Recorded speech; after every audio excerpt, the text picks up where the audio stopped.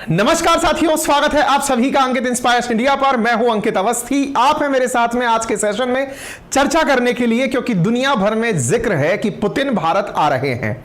कब आ रहे हैं तो यह बताने की बहुत बड़ी जरूरत आपको इसलिए नहीं होनी चाहिए क्योंकि यह साल पूरी तरह G20 के लिए ही समर्पित है। G20 के लिए समर्पित साल में यह खबर मायने इसलिए रखती है क्योंकि भारत इस समय G20 की अध्यक्षता कर रहा है।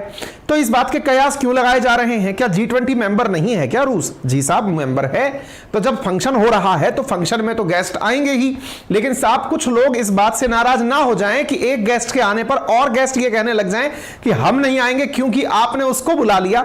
इस परेशानी से निपटने के लिए आज का सेशन जानना जरूरी है कि क्या पुतिन को इंडिया बुला रहा है। आप ऐसे समझिए, आसान भाषा में, आपके कोई कार्यक्रम हो रहा है और उसमें बहुत सारे जानकार आपके आने वाले हैं। किसी एक जानने वाले ने आपसे यह कहा कि अगर वो आएगा तो हम नहीं आएंगे, और आपकी कूटनीति इस चीज में है कि आप सभी विपक्षी लोगों को अपने साथ में एक टेबल पर बुला लें। यानी ये एक तरह से ऐसे हो गया कि शेर और खरगोश, कुत्ता और बिल्ली एक ही साथ एक ही टेबल पर आकर के लंच और डिनर करें। ऐसी स्थिति करने की तरफ भारत अग्रसित हो रहा है क्या? तो साहब जनाब, बात ऐसी है कि भारत की G20 से खुश तो है ऑलरेडी अमेरिका। उसने पूरी तरह समर्थन दे रखा है कि आप बढ़िया से करो, हम आपके साथ हैं, बढ़िया से ये सारे काम आगे बढ़ रहे हैं। चर्चा केवल इस बात की है कि क्या पुतिन भारत आएंगे या नहीं आएंगे। ऐसी स्थिति में यह खबर ब्लूमबर्ग में प्रकाशित होती है। खबर इस तरह से प्रकाशित होती है कि will Putin attend G20 summit in India. ऐसी बात जब पूछा तो क्रेमलिन का क्या जवाब आया, आज के सेशन में चर्चा उस विषय की है। Bloomberg, Putin might attend G20 summit in India. यह खबर 11 मार्च को आती है। ब्लूमबर्ग, जो कि एक यूएस का प्रमुख समाचार पत्र है, उसने जैसे ही यह खबर बाहर निकाली कि क्या पुतिन इंडिया आएंगे, यह खबर ऑटोमेटिकली दुनिया की सुर्खियों में शुमार हो गई। लोग तरह तरह से कयास लगाने शुरू हुए क्योंकि ब्लूमबर्ग बोल चुका है कि पुतिन G20 आ रहे हैं। तो टास का भी, जो कि रूस का अपना समाचार पत्र है, उसकी भी प्रतिक्रिया आ गई और उन्होंने कह दिया कि Kremlin says Putin may go to G20 summit in India. यानी कि रूस की तरफ से जो भी खबर, जैसे है ना, सरकारी है गैर सरकारी, इससे आपको इसलिए फर्क नहीं पड़ना चाहिए क्योंकि जिस तरह से अपन यूक्रेन की खबर में क्रेमलिन द कीव इंडिपेंडेंट की खबर फॉलो करते हैं, ऐसे ही रशिया की तरफ से टास की खबर फॉलो की जाती है। ठीक है ना? तो टास की खबर में यह लिखा गया, क्रेमलिन बोले तो जैसे अमेरिकी राष्ट्रपति के लिए व्हाइट हाउस को समझते हैं, ऐसे ही पुतिन के लिए क्रेमलिन हो गया। तो पुतिन की जगह क्रेमलिन यानी कि सरकारी आवास, उसकी तरफ से बयान दिया गया। जैसे पुतिन राष्ट्रपति भवन की तरफ से बयान आया, ऐसे ही क्या बयान आ गया, Putin may go to G20 summit in India, do no decision made yet. हालांकि अभी तक निर्णय नहीं लिया गया है। अब यह बात बड़ी खतरनाक है। ब्लूमबर्ग को कैसे पता कि पुतिन आ रहे हैं? इसका मतलब ऑलरेडी कुछ इंडिया में रशियन स्पाइज ऑलरेडी, या तो उनकी प्रेजेंस बढ़ गई है या फिर आसपास के क्षेत्रों में रशियंस की ट्रैकिंग बढ़ गई है कि किस तरह की तैयारियां की जाएं जब पुतिन आए। आप में से कुछ लोगों को लगेगा कि अरे क्या बात करते हो सर, ऐसा थोड़ी होगा, पुतिन आ रहे हैं, इतने बड़े बड़े लोग, बड़े बड़े सम्मानित लोगों के बीच में अगर पुतिन आ रहे हैं तो बुराई किस बात की है? भाई ये हमको ही थोड़ा सा ब्लर दिखाई दे रहा है कि आप सबको भी दिखाई दे रहा है? हाँ, ब्लर दिखाई दे रहा है। एक मिनट वेट करिए।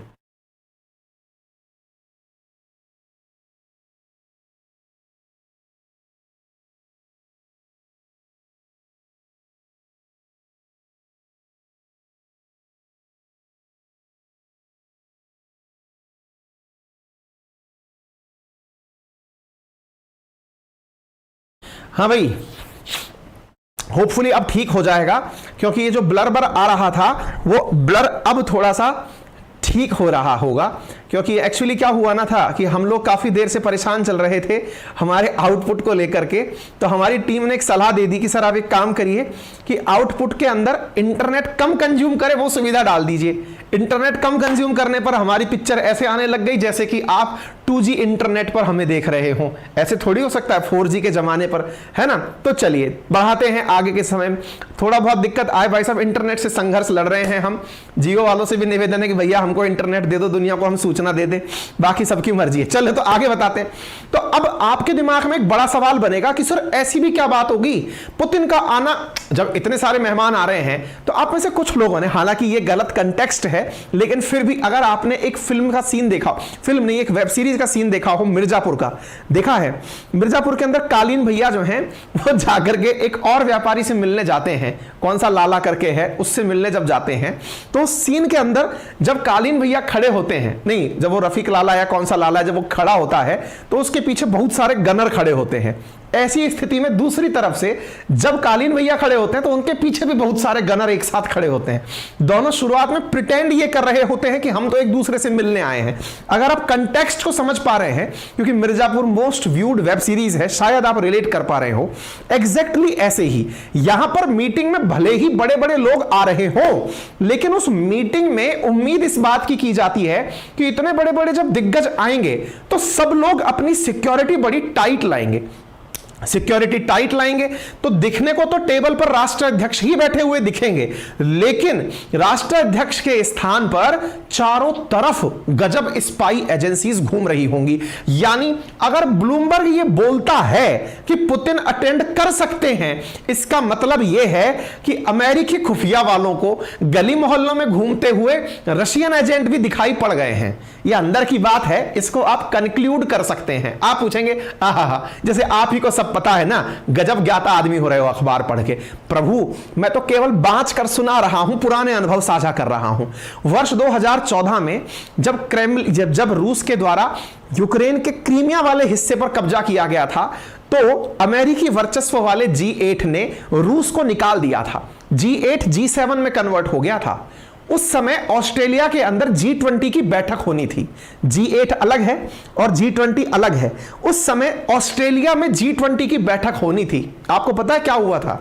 उसमें पुतिन जब गए थे ना, तो पुतिन ऑस्ट्रेलिया पहुंचे, लेकिन ऑस्ट्रेलिया को चारों तरफ से वॉरशिप्स ने घेर लिया था। इसका मतलब समझते हैं आप? राष्ट्राध्यक्ष अंदर है और ऑस्ट्रेलिया चारों तरफ से ऐसे जहाजों से घिरा हुआ है जो कभी भी आक्रमण कर सकते हैं। क्यों? क्योंकि पुतिन के ऊपर आरोप था, क्योंकि उन्हें G8 से G7 में बदला था। ऑस्ट्रेलिया में पुतिन पहुंचे थे, लेकिन साथ में पूरा लवाजमा लेकर पहुंचे थे। ये बिल्कुल आज के जमाने का मिर्जापुर का सीरियल चल रहा है, कुछ वैसा ही अब अपने यहां पर फंक्शन होने जा रहा है। उसमें सभी लोगों को बुलाया जा रहा है जो एक दूसरे के इतने कट्टर दुश्मन है कि छोड़ दिया जाए ना तो गुत्थम गुत्थी में खून निकालने एक दूसरे के। ऐसी स्थिति में अब ये लोग इंडिया आएंगे, ये खबर मायने क्यों रखती है? क्योंकि जिन अखबारों के अंदर से हम ये खबर ले रहे हैं वो दुनिया में बहुत मायने रखती है। ब्लूमबर्ग की रिपोर्ट्स जब आती हैं तो इनके ऊपर काफी ज्यादा रिपोर्ट्स के ऊपर न्यूज बन जाती हैं, ठीक है ना? तो उम्मीद है कि आप इस बात की गहराई को फील कर पा रहे हो कि हां भाई ये बात गहरी तो है। अब अगर पुतिन आएंगे तो साहब इंडिया के अंदर एक कूटनीतिक रूप से इज्जत बढ़ाने का मौका होगा। कैसे? पुतिन की इज्जत तो यूं बढ़ेगी कि तुम दुश्मनों के बीच में जाकर के चले आए। एकदम वही वाली बात, जैसे इन दिनों जो पुष्पा करके मूवी आई थी उसमें नहीं आता, मैं थोड़ा सा क्या ना फिल्मी जगत से कुछ ज्यादा ही प्रभावित रहता हूं, इन चीजों को रिलेट करने के लिए प्रयास करता रहता हूं। उसमें होता है ना कि भाई विलन के काम में, विलन के फंक्शन में कोई पहुंच जाए, दुश्मन पहुंच जाए, दुश्मन के काम में पहुंच जाए तो उससे लगता है यार गजब कॉन्फिडेंस है इसके अंदर, घर के अंदर आ गया। एग्जैक्टली ऐसे ही पुतिन इंडिया आ जाए और यहां पर सारा वेस्टर्न वर्ल्ड बैठा हो, मैक्सिमम लोग रशिया विरोधी बैठे हो और वहां पुतिन आ जाए तो साहब ये पुतिन की वैल्यू बढ़ाएगा कि पुतिन घबराया नहीं भाई, इज्जत बढ़ेगी पुतिन की खुद के दिमाग में। इंडिया खुश क्यों होगा कि मैंने सबको टेबल पर बिठा दिया, यानी मैं ज्यादा पावरफुल, मैं देखो सबको टेबल पर राउंड द क्लॉक टेबल पर बिठा दिया। इसलिए इंडिया के लिए भी ये बहुत बड़ी गोल्डन अपॉर्चुनिटी है। तो मुद्दा ये है कि सब लोग इसे कैश करने में झुले हुए हैं। अब ऐसी स्थिति में जो और पार्टीज हैं, यानी अमेरिका और अमेरिका के पिछलग्गू जो देश हैं, वो क्या चाहेंगे? इंडिया में किसी भी तरह से पुतिन ना आए। बस इसी रस्साकसी को आज हम आपको बताने वाले हैं। और कुछ मेरे मित्र साथी ऐसे भी हैं जिन्हें पता ही नहीं है कि चल क्या रहा है भाई, ये हो क्या रहा है, क्या G20 क्या कुछ है। तो आज सेशन को थोड़ा डिटेल से जान लो। कहानी तो यहीं तक थी, अब डिटेल में कहानी आपको पता चलेगी। चलो शुरुआत से शुरुआत करते हैं। मोदी जी जिस घंटे को लेकर खड़े हुए हैं ना कि भाई साहब मैंने पदक जीत लिया है, बिल्कुल ओलंपिक वाली जो फीलिंग ले रहे हैं, वो असल में जोको विडोडो जो कि इंडोनेशिया के राष्ट्राध्यक्ष हैं, उनसे G20 की प्रेसिडेंसी लेते हुए प्रधानमंत्री दिखाई दे रहे हैं। ठीक है, इसके बाद में क्योंकि भारत को इंडोनेशिया से 1 साल के आगे, देखो क्या है, G20 20 देशों का संगठन है, जिनको नहीं पता जान लो। इनमें असल में 19 देश हैं और एक यूरोपियन यूनियन है। यूरोपियन यूनियन में से स्पेन एक परमानेंट मेंबर के रूप में शामिल होता है। असल में उनकी बैठक जो है वो प्रेसिडेंट्स के यहां होती है। प्रेसिडेंट हर साल बदलते हैं। Last year Indonesia as a country president था, आज इंडिया प्रेसिडेंट है पूरे 1 साल के लिए, अगले साल के लिए ब्राजील हो जाएगा। ऐसी स्थिति में जब इंडिया को यह मौका दिसंबर 2022 में मिला तो इंडिया तब से ही सबको अपने यहां फंक्शन में आयोजित करने की तैयारी कर रहा है। एक किटी पार्टी है पैसे वाले लोगों की, ऐसे लोग जो 85% जीडीपी पर कंट्रोल करते हैं दुनिया की, उनकी किटी पार्टी होनी है अलग अलग देशों में। ये ऐसे है कि हर देश अपनी चीजें दिखाता है, देखो हमारे यहां ये भी है, देखो हमारे यहां ये भी है। जैसे इंडिया दिखाएगा लोगों को कि देखो हमारे यहां पर इस देश, इस क्षेत्र की ये खासियत है, इस क्षेत्र की ये खासियत है, कुछ वैसा हमारे यहां होगा। ऐसी स्थिति में इंडोनेशिया में जब हुआ तो हमने उनकी चीजें देखी। तो ये एक प्रकार से ना, मतलब ये पैसे वाले लोगों की, ताकतवर लोगों की गेट टुगेदर पार्टी सी है। इस पार्टी को हर साल आयोजित होना होता है और इस हर साल आयोजन में लोग अपने मान मनोबल करवाते हैं। ऐसी स्थिति में इंडिया को प्रेसिडेंसी जब मिली तो सवाल खड़े होने लग गए। क्यों? क्योंकि जिस समय प्रेसिडेंसी मिली उस समय रशिया यूक्रेन का जो कन्फ्लिक्ट है ये अपनी चरम पर था, क्योंकि रशिया यूक्रेन कन्फ्लिक्ट फरवरी 2022 से चल रहा है। दिसंबर 2022 में इंडिया को प्रेसिडेंसी मिली तो लोगों को लगा इंडिया और पुतिन तो एक बहुत अच्छे मित्र राष्ट्र हैं। भारत और रूस की जो मित्रता है ये तो सदियों पुरानी है। ऐसी स्थिति में मतलब दशकों पुरानी है, दशकों पुरानी जो ये मित्रता है, इस मित्रता में क्या पुतिन इंडिया पहुंचेंगे? तो इसको लेकर सवाल खड़े होने लगे। तो खबरों को हमने इस प्रकार से आपके सामने आज के प्रमुख अखबारों से निकाला है। प्रमुख अखबारों में कहां से पहुंची वो जानकारी मैंने आपको दे दी, ब्लूमबर्ग से और टास से। उन्हीं को इन्होंने काट काट कर सबने लगाया है। जैसे मैं आपको सुना रहा हूं ना, मेरी खबर का असली ओरिजिन कहां है? ब्लूमबर्ग और टास। इन सब न्यूज वालों ने भी वहीं से खबरें काट के हेडिंग बना दी। जैसे Russian president Vladimir Putin likely to attend G20 summit in India, वहीं से खबर है ये। Will Putin attend G20 summit in India, Kremlin clears his diary. Russian president Putin likely to attend G20 summit in Delhi, उसके ऊपर detail. सारे अखबार जो हैं वो इस चीज से छप गए कि पुतिन आ रहे हैं। ठीक है, अब जब ये खबर बनती है तो लोगों के मन में सवाल आया, इनका क्या होगा? बोले ये कौन है? ये वही लोग हैं जिन्हें एक बार इस कॉमेडियन आदमी ने सूचना दे दी थी कि पोलैंड पर रूस ने मिसाइल चला दी है। यानी ये वो लोग हैं जो G20 की समिट जब बाली में, इंडोनेशिया में हो रही थी 2022 में, उन्हें सुबह सुबह खबर ये मिली कि पोलैंड जो कि एक नाटो देश है उस पर रूस ने दागी मिसाइल। भाई साहब सुबह ये लोग कच्छा लेकर पहन करके होटल में एक साथ इकट्ठे हो गए, अपने ऋषि भैया अगली स्ट्रेटजी समझाने लग गए। मैक्रोन कह रहे शाबाश, ये कह रहे मुझे समझ में क्यों नहीं आ रहा है, मैं स्पेन का आदमी हूं तो क्या हुआ, मुझे तो कुछ समझाओ। इधर से साहब ये बैठकर जर्मनी वाले बाइडेन कह रहे, ओ माय गॉड, ये इस उम्र में ये लड़का क्या बता रहा है। तो ऋषि भैया इन्हें प्लानिंग दे रहे थे। किस समय? जब इस आदमी ने सूचना दी कि सर जी सुनो। बोले हाँ क्या हो गया? बोले अपने नाटो देश पोलैंड पर मिसाइल चला दी। ये बेचारे एकदम तल मिला गए कि यार क्या बात कर रहे हो, ऐसा हो गया क्या? बोले हाँ, लेकिन तुरंत यह सूचना क्लियर हुई कि इस नौटंकीबाज ने, ये जो आदमी है, ये खुद ही मिसाइल चला दिया था पोलैंड के ऊपर, और मिसाइल जो थी वो बनी हुई मेड इन रशिया थी। इससे क्या हुआ? दुनिया में ये सेंटीमेंट जाए कि देखो रूस जो है वो कितना गंदा है, ताकि दुनिया को ये मैसेज G20 के मंच से जाए कि G20 ने खुद ने देख लिया कि रूस नाटो से सीधा भिड़ने के लिए तैयार हो रहा है। ऐसे सेंटीमेंट का फायदा उठाने के लिए इस कलाकार ने 2022 में जब मीटिंग हो रही थी खुद से पोलैंड पर मिसाइल दाग के और बोल दिया कि देखो ये तो रशिया ने चलाई है। वो तो भला हो, ये समझदार लोग आपस में बैठे और कहने लगे कि यार कॉमेडियन ये है, पुतिन नहीं है। पुतिन कहकर करेगा अगर करेगा तो, और वो कहेगा पोलैंड पर डायरेक्ट मिसाइल चलाने वाला वो आदमी तो नहीं हो सकता। ऐसी स्थिति में जब जांच बैठी तो पोलैंड खुद निकलकर सामने आया कि ये रशिया ने नहीं चलाई साहब, कहीं पता चले इस चक्कर में तुम लोग भिड़ जाओ और पोलैंड खत्म हो जाए। ऐसी सिंपल साहब, ये रशिया ने नहीं चलाई, ये इस कॉमेडियन आदमी ने, ये रियल से पेशेवर रूप से कॉमेडियन था पहले, है ना।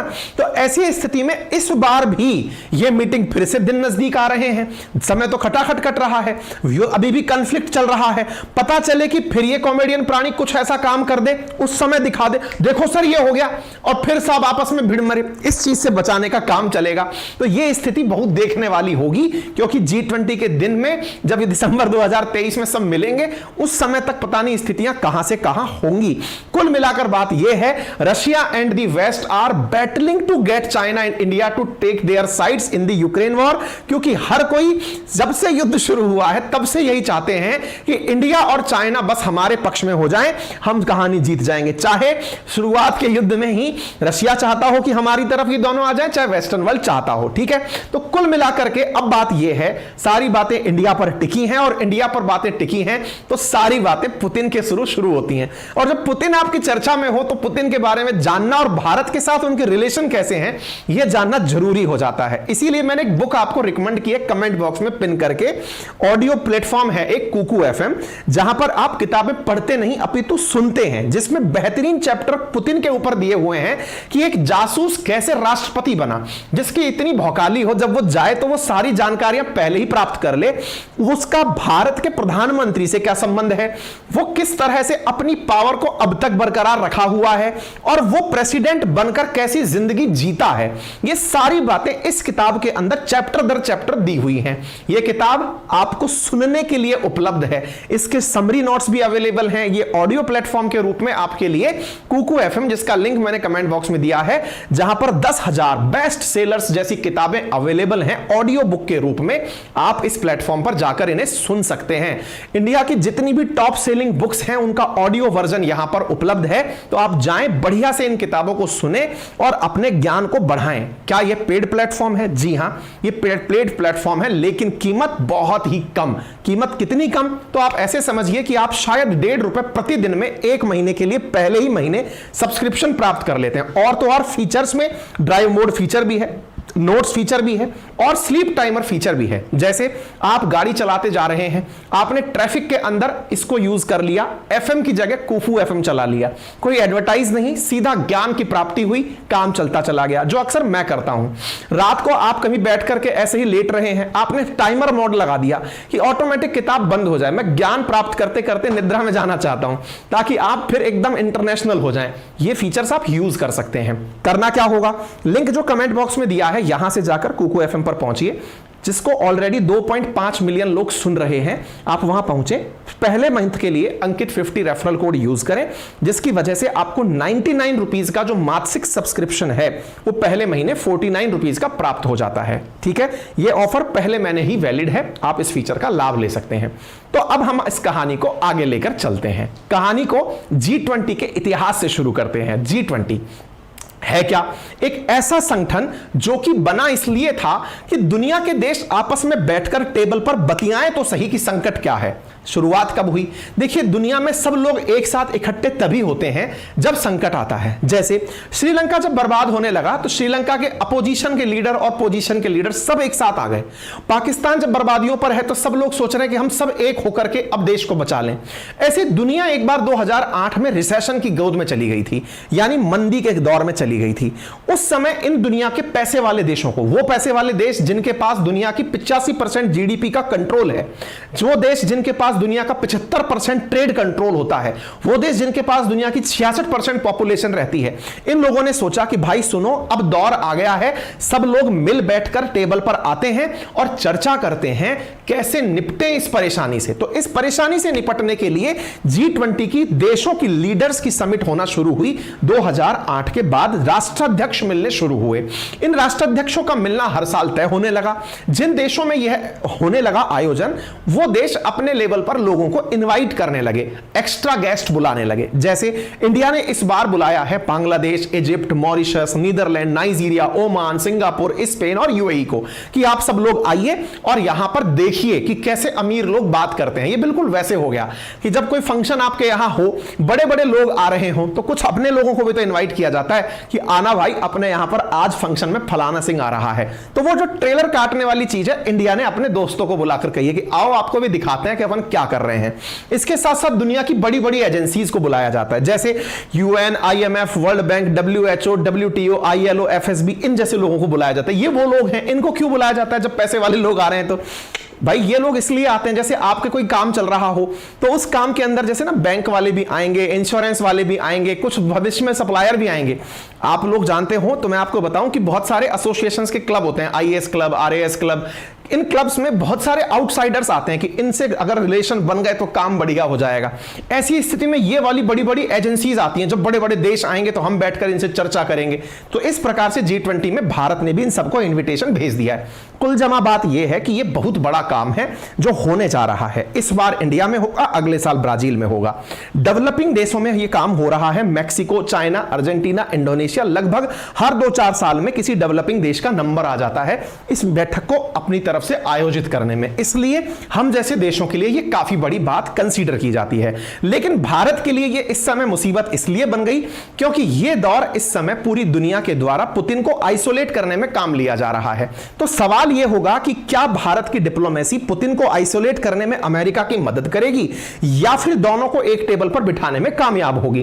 तभी तो लोगों के द्वारा इन कयासों के दौर में बाली की वो बात याद आ जाती है जब पुतिन ने वहां आने से इनकार कर दिया था। इंडोनेशिया के अंदर जब लास्ट ईयर मीटिंग हुई थी तो पुतिन नहीं आए और उन्होंने अपनी जगह अपने प्रतिनिधि को भेज दिया कि मेरे आने से अगर किसी को दिक्कत है तो मैं नहीं, मेरी जगह कोई और आ जाएगा। लेकिन भारत में इनका आना अपेक्षित इसलिए है क्योंकि इंडोनेशिया और इंडिया की तुलना में अगर तुलना की जाए तो इंडिया पुतिन के काफी करीब है।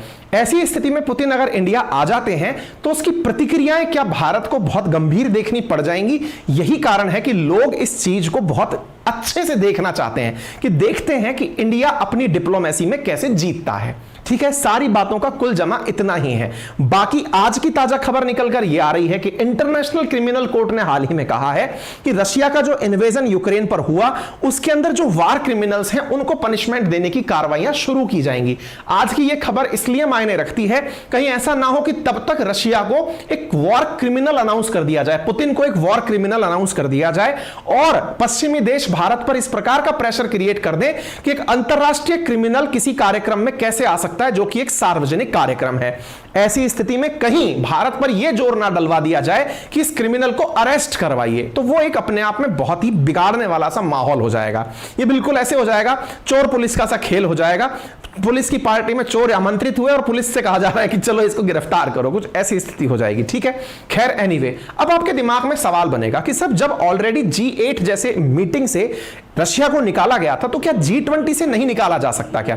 तो एक बार बाइडेन से यह सवाल पूछा गया था कि क्या G20 से पुतिन को बाहर नहीं किया जा सकता, क्या G20 G19 में कन्वर्ट नहीं हो सकता? बाइडेन ने कहा इस पर कोई भी नियम बना हुआ नहीं है क्योंकि G20 असल में कोई भी सरकारी संगठन नहीं है, ये इंटर गवर्नमेंटल संगठन भी नहीं है। भाई यहां पर हर देश को प्रेसिडेंसी मिल रही है, वो प्रेसिडेंट कैसे इसको डील करता है? बाइडेन ने अपनी तरफ से इच्छा में यही बताया कि मैं तो चाहता हूं लेकिन प्रेसिडेंट और बाकी देश भी चाहें तो यह काम आसान हो जाएगा। इसका मतलब फिलहाल के लिए रशिया को निकालने की जो महत्वाकांक्षा है वो पूरी होती हुई अमेरिका की दिख नहीं रही है। क्यों? क्योंकि जब बाइडेन ने फरवरी में यह बयान दिया कि हम तो चाहते हैं तो चाइना बोल पड़ा हम नहीं चाहते। इसका मतलब जब चाइना इंडिया जैसे देश उसको बाहर निकालना नहीं चाहते तो फिर पुतिन को यहां से निकाल पाना फिलहाल के लिए इनके लिए G8 जितना तो आसान नहीं है कि निकाल दिए और काम कर दिए। तो इसका मतलब यह है G8 से निकलने के बाद जब ऑस्ट्रेलिया पुतिन पहुंचे थे पूरे तामझाम के साथ, तो क्या इस बार भी इंडिया में वो पूरे तामझाम के साथ आएंगे? और अगर ऐसा होगा तो जैसे ऑस्ट्रेलियन पीएम चमक गए थे कि भाई हमारे यहां आए हो तो इतना असलाह लेकर क्यों आए हो, तो क्या इंडिया भी इस बात से चमक जाएगा कि क्या आपको हमारी सुरक्षा पर विश्वास नहीं है जो आपने इतना सारा सब सिस्टम तामझाम भेज दिया और तब आप यहां आए? ये सारी इंटरेस्टिंग कहानियां हैं जो इस पूरे साल में होने वाली हैं। इन लोगों की प्रतिक्रियाएं और इस कॉमेडियन का रिएक्शन भी देखने वाला होगा। फिलहाल के लिए जानकारी इतनी ही है, बाकी आपकी क्या प्रतिक्रिया है वो जानने की इच्छा हमारी एनी टाइम बनी हुई है। लेकिन एक प्रतिक्रिया आजकल थोड़ी कम मिल रही है और वो क्या है, हमारे वीडियो के नीचे जो सब्सक्राइब का बटन दिया हुआ है वो थोड़ा कम दबा रहे हैं आप। जो लोग ऑलरेडी सब्सक्राइब हैं वो तो उसको ना दबाएं, जिन्होंने सब्सक्राइब नहीं किया हुआ है वीडियो के राइट हैंड कॉर्नर पर एक सब्सक्राइब का बटन दिया हुआ है, आप उसे क्लिक कर दीजिए। उसका कोई चार्ज नहीं लगता। उससे फायदा हमें यह होता है कि आपको जब भी हम नया सेशन लेके आते हैं तो तुरंत सूचना पहुंचाने में हमें काबिलियत मिलती है। ठीक है, यूक्रेन तो चाहता यही है कि अमेरिका भारत पर प्रतिबंध लगाए, लेकिन इस बीच में अगर यह कारनामा हो जाता है तो देखने दिखाने लायक चीजें होंगी कि पुतिन अगर इंडिया आ जाते हैं। ठीक है, बाकी तो सारी बातें आपके साथ में ऑलरेडी हमने कई बार डिस्कस की हुई हुई हैं, लिंक कमेंट बॉक्स में दिया हुआ है, आप जाएं, सुने, बढ़िया से अपना रिएक्शन बनाएं और हमें बताएं, ठीक है। इसके साथ साथ आपको हम बता दें कि हमारा अपना एक प्लेटफॉर्म एप्लीकेशन का तैयार हो चुका है, नाम है उसका RNA बाय अंकित अवस्थी, जिसका भी आपको लिंक डिस्क्रिप्शन में मिल जाएगा। यहां हिस्ट्री, ज्योग्राफी, पॉलिटी, इकोनॉमी पूरी डिटेल्ड एनालिसिस के साथ दी जा रही हैं। पेड कोर्सेज के माध्यम से आप उनका लाभ ले सकते हैं मात्र 1999 के अंदर। आपको जो क्लासेस 1 मार्च से निकली हैं वो रिकॉर्डेड फॉर्मेट में मिल जाएंगी। नए बैचेस की सूचना जल्दी ही आपके साथ जारी कर दी जाएगी। अगर आप फ्रेश बैच ज्वाइन करना चाहते हैं तो भी आप उसके लिए मन बना सकते हैं। हिस्ट्री, ज्योग्राफी, पॉलिटी, इकोनॉमी जैसे सब्जेक्ट में यदि आप चाहते हैं GS फाउंडेशन पूरी तरह से UPSC फाउंडेशन लेवल की तैयारी करना, तो आपका स्वागत है एक बेहतरीन बैच के अंदर, जहां पर सभी क्लासेस हमारे द्वारा ली जा रही हैं। आपका अपना ख्याल रखें, बड़ों का सम्मान करें, छोटों को प्यार दें, अपना व्यक्तित्व इस प्रकार से विकसित करें कि महिलाएं आपके साथ सुरक्षित और सम्मानित महसूस करें। धन्यवाद।